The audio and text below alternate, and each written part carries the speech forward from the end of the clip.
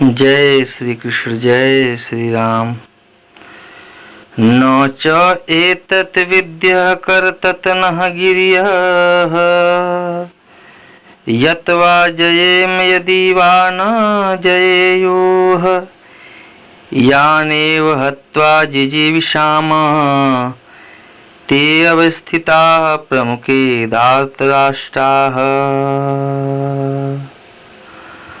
हम यह भी नहीं जानते हैं कि हमारे लिए क्या श्रेष्ठ है, उनको जीतना या उनके द्वारा जीते जाना।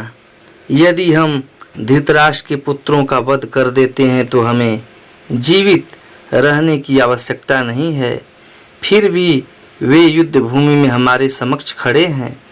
अर्जुन की समझ में यह नहीं आ रहा था कि वह क्या करे, युद्ध करे और अनावश्यक रक्तपात का कारण बने। यद्यपि क्षत्रिय होने के नाते युद्ध करना उसका धर्म है, या फिर वह युद्ध से विमुख होकर भीख मांगकर जीवन यापन करे। यदि वह शत्रु को जीतता नहीं है तो जीविका का एकमात्र साधन भिक्षा ही रह जाता है। फिर जीत भी तो निश्चित नहीं है, क्योंकि कोई भी पक्ष विजयी हो सकता है। यदि उसकी विजय हो भी जाए, क्योंकि उसका पक्ष न्याय पर है, तो भी यदि धृतराष्ट्र के पुत्र मरते हैं तो उनके बिना रह पाना अत्यंत कठिन हो जाएगा। उस दशा में यह उसकी दूसरे प्रकार की हार होगी। अर्जुन द्वारा व्यक्त इस प्रकार के विचार सिद्ध करते हैं कि न वह केवल भगवान का महान भक्त था, अपितु वह अत्यधिक प्रबुद्ध और अपने मन तथा इंद्रियों पर पूर्ण नियंत्रण रखने वाला था। राज परिवार में जन्म लेकर भी भिक्षा द्वारा जीवित रहने की इच्छा उसकी विरक्ति का दूसरा लक्षण है। ये सारे गुण तथा अपने आध्यात्मिक गुरु श्री कृष्ण के उपदेशों में उसकी श्रद्धा, ये सब मिलकर सूचित करते हैं कि वह सचमुच पुण्यात्मा था। इस तरह यह निष्कर्ष निकलता है कि अर्जुन मुक्ति के सार्थक योग्य था। जब तक इंद्रियां संयमित न हो, ज्ञान के पद तक उठ पाना कठिन है और बिना ज्ञान तथा भक्ति के मुक्ति नहीं होती। अर्जुन अपने भौतिक गुणों के अतिरिक्त इन समस्त दैवी गुणों में भी दक्ष था। कार्पण्य दोष उपहत स्वभाव पृच्छामि त्वाम धर्म सम्मूढ़ चेताः यत् श्रेयस्यात् निश्चितं ब्रूहि तत्मे शिष्यते अहम शादिमां त्वां प्रपत्रम। अब मैं अपनी कृपण दुर्बलता के कारण अपना कर्तव्य भूल गया हूँ और सारा धैर्य खो चुका हूँ। ऐसी अवस्था में मैं आपसे पूछ रहा हूँ कि जो मेरे लिए श्रेयस्कर हो उसे निश्चित रूप से बताए। अब मैं आपका शिष्य हूँ और आपका शरणागत हूँ, कृपया मुझे उपदेश। यह प्राकृतिक नियम है कि भौतिक कार्यकलाप की प्रणाली ही हर एक के लिए चिंता का कारण है। पग पग पर उलझन मिलती है, अतः प्रामाणिक गुरु के पास जाना आवश्यक है, जो जीवन के उद्देश्य को पूरा करने के लिए समुचित पथ निर्देश दे सके। समग्र वैदिक ग्रंथ हमें यह उपदेश देते हैं कि जीवन की अनचाही उलझनों से मुक्त होने के लिए प्रामाणिक गुरु के पास जाना चाहिए। ये उलझनें उस दावाग्नि के समान है जो किसी के द्वारा लगाए बिना भभक उठती है। इसी प्रकार विश्व की स्थिति ऐसी है कि बिना चाहे जीवन की उलझनें स्वतः उत्पन्न हो जाती है। कोई नहीं जानता कि आग लगे, किंतु फिर भी वह लगती है और हम अत्यधिक व्याकुल हो उठते हैं। अतः वैदिक वाममय उपदेश देता है कि जीवन की उलझनों को समझने तथा उनका समाधान करने के लिए हमें परंपरागत गुरु के पास जाना चाहिए। जिस व्यक्ति का प्रामाणिक गुरु होता है वह सब कुछ जानता है, अतः मनुष्य को भौतिक उलझनों में न रहकर गुरु के पास जाना चाहिए। यही इस श्लोक का तात्पर्य है। आखिर भौतिक उलझनों में कौन सा व्यक्ति पड़ता है? वह जो जीवन की समस्याओं को नहीं समझता। बृहदारण्यक उपनिषद में व्याकुल व्यग्र मनुष्य का वर्णन इस प्रकार हुआ है। यो वा एतदक्षरं गागर्य विदिशित्वास्मान् लोकात् प्रेति स कृपणः। कृपण वह है जो मानव जीवन की समस्याओं को हल नहीं करता और आत्म साक्षात्कार के विज्ञान को समझे बिना कुकर सूकर की भांति इस संसार को त्याग कर चला जाता है। जीव के लिए यह मनुष्य जीवन अत्यंत मूल्यवान निधि है, जिसका उपयोग वह अपने जीवन की समस्याओं को हल करने में कर सकता है। अतः जो इस अवसर का लाभ नहीं उठाता वह कृपण है। ब्राह्मण इसके विपरीत होता है, जो इस शरीर का उपयोग जीवन की समस्त समस्याओं को हल करने में करता है।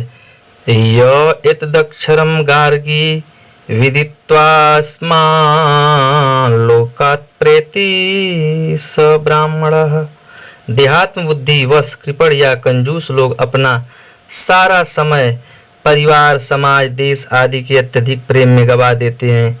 मनुष्य प्रायः चर्म रोग के आधार पर अपने पारिवारिक जीवन अर्थात पत्नी, बच्चों तथा परिजनों में आसक्त रहता है। कृपण यह सोचता है कि वह अपने परिवार को मृत्यु से बचा सकता है, अथवा यह सोचता है कि उसका परिवार या समाज उसे मृत्यु से बचा सकता है। ऐसी पारिवारिक आसक्ति निम्न पशुओं में भी पाई जाती है, क्योंकि वे भी बच्चों की देखभाल करते हैं। बुद्धिमान होने के कारण अर्जुन समझ गया था कि पारिवारिक सदस्यों के प्रति उसका अनुराग तथा मृत्यु से उनकी रक्षा करने की उसकी इच्छा ही उसकी उलझनों का कारण है। यद्यपि वह समझ रहा था कि युद्ध करने का कर्तव्य उसकी प्रतीक्षा कर रहा है, किंतु कृपण दुर्बलता कापण्य दोष के कारण वह अपना कर्तव्य नहीं निभा रहा था। अतः वह परम गुरु भगवान कृष्ण से कोई निश्चित हल निकालने का अनुरोध कर रहा है। वह कृष्ण का शिष्यत्व ग्रहण करता है। वह मित्रतापूर्ण बातें बंद करना चाहता है। गुरु तथा शिष्य की बातें गंभीर होती हैं और अब अर्जुन अपने मान्य गुरु के समक्ष गंभीरतापूर्वक बातें करना चाहता है। इसलिए कृष्ण भागवत गीता ज्ञान के आदि गुरु है और अर्जुन गीता समझने वाला प्रथम शिष्य है। अर्जुन भगवत गीता को किस तरह समझता है यह गीता में वर्णित है, तो भी मूर्ख संसारी विद्वान बताते हैं कि किसी को मनुष्य रूप कृष्ण की नहीं बल्कि अजन्मा कृष्ण की शरण ग्रहण करनी चाहिए। कृष्ण के अंतर तथा बाह्य में कोई अंतर नहीं है। इस ज्ञान के बिना जो भगवत गीता को समझने का प्रयास करता है वह सबसे बड़ा मूर्ख है। न हि प्रपश्यामि मम अपनुद्यात यत शोकम उच्चसोडम इंद्रियाणाम अवाप्य भूमौ अस्पत्नम रिद्धम राज्यम सुराम अपि च आधिपत्यम। मुझे ऐसा कोई साधन नहीं दिखता जो मेरी इंद्रियों को सुखाने वाले इस शोक को दूर कर सके।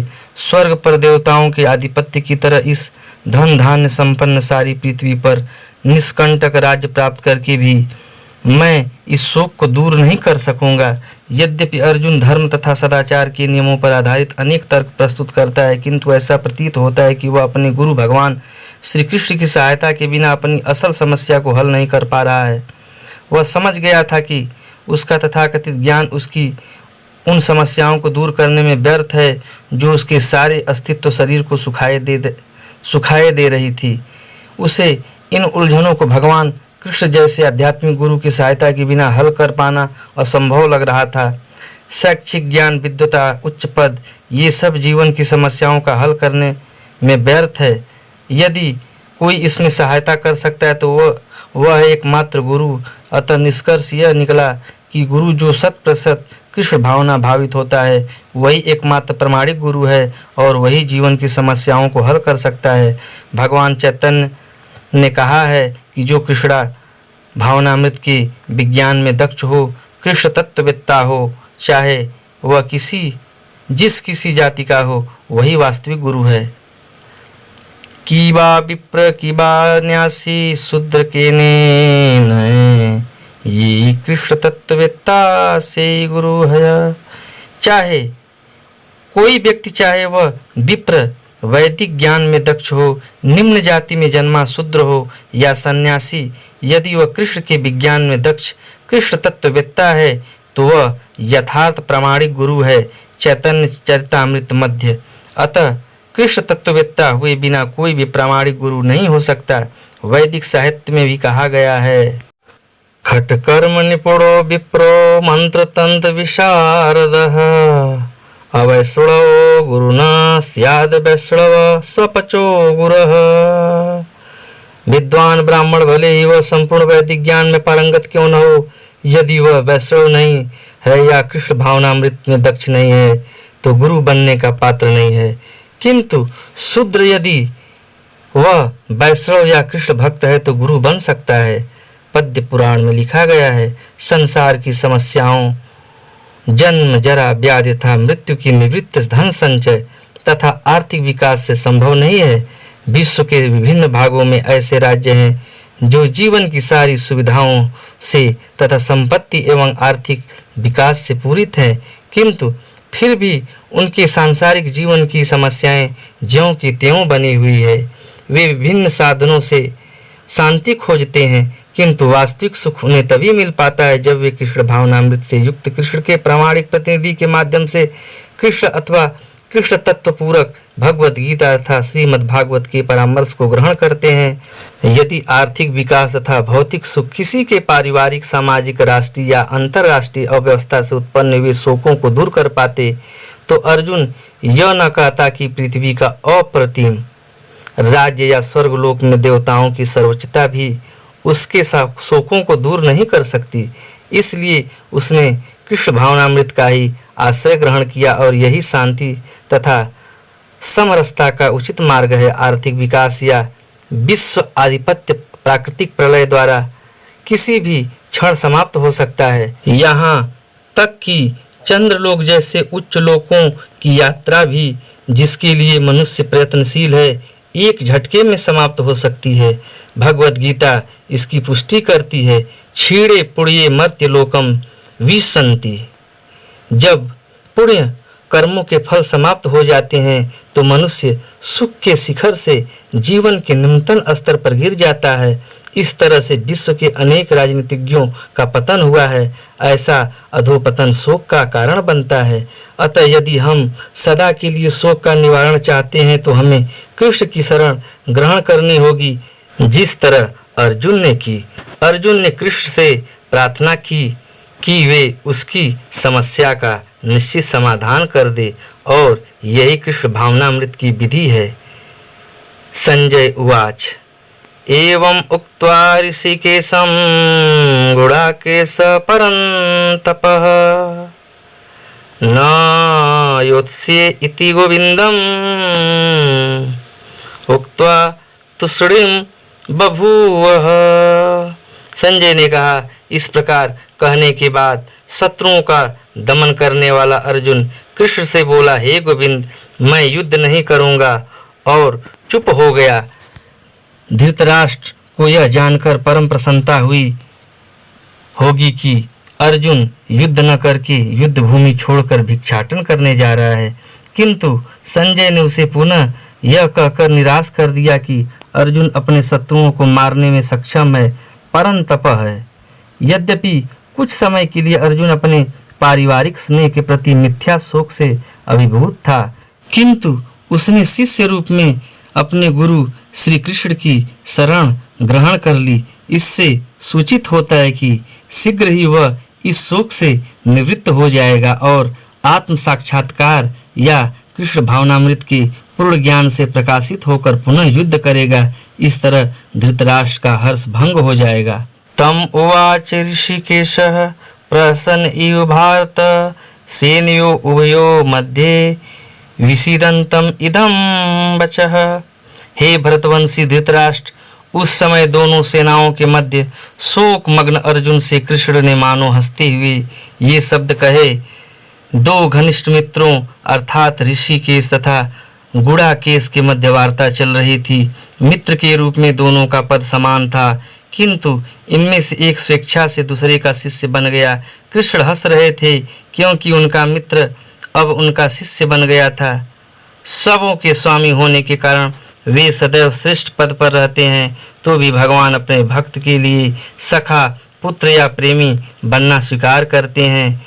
किंतु जब उन्हें गुरु रूप में अंगीकार कर लिया गया तो उन्होंने तुरंत गुरु की भूमिका निभाने के लिए शिष्य से गुरु की भांति गंभीरतापूर्वक बातें की, जैसा कि अपेक्षित है। ऐसा प्रतीत होता है कि गुरु तथा शिष्य की यह वार्ता दोनों सेनाओं की उपस्थिति में हुई, जिससे सारे लोग लाभान्वित हुए। अतः भगवत गीता का संवाद किसी एक व्यक्ति, समाज या जाति के लिए नहीं, अपितु सबों के लिए है और उसे सुनने के लिए शत्रु या मित्र समान रूप से अधिकारी है।